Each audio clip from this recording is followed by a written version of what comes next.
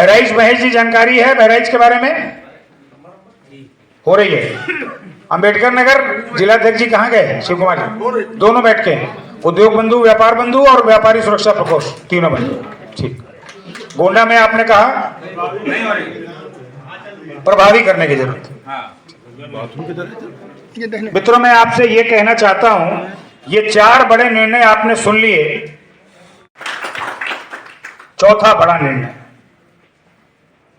कानून व्यवस्था जो इससे पहले की सरकारों में थी या और कई बार ऐसी स्थिति बनी कि व्यापारी को बहुत परेशान किया जाता था गुंडे, माफियाओं, बदमाशों के द्वारा, उसको रोकने के लिए आपके संगठन के प्रयास से उत्तर प्रदेश में व्यापारी सुरक्षा प्रकोष्ठ ये बने। हम लोग 10-12 साल से कोशिश कर रहे थे। यूं समझिए कि सन 2002-3 से बहुत कोशिश की गई। 2016 में व्यापारी सुरक्षा प्रकोष्ठ का गठन हुआ, लेकिन उसको प्रभावी किया गया जब योगी जी की सरकार 2017 में बनी।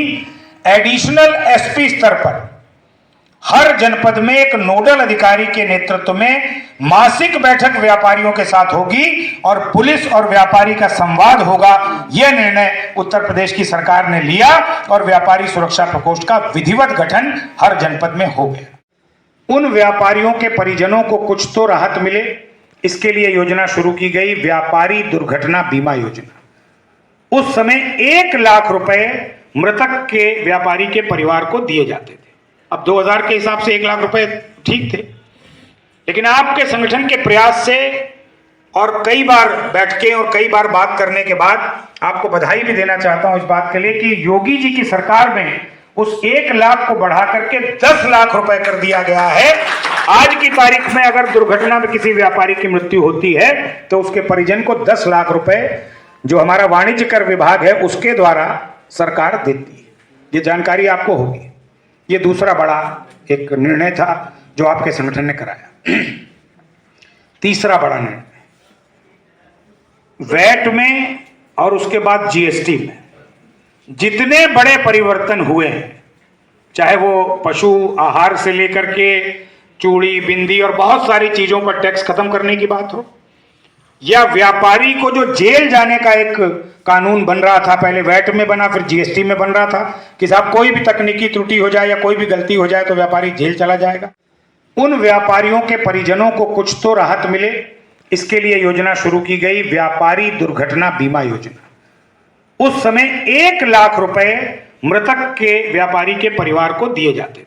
अब 2000 के हिसाब से 1 लाख रुपए ठीक थे, लेकिन आपके संगठन के प्रयास से और कई बार बैठकें और कई बार बात करने के बाद आपको बधाई भी देना चाहता हूं इस बात के लिए कि योगी जी की सरकार में उस 1 लाख को बढ़ा करके 10 लाख रुपए कर दिया गया है।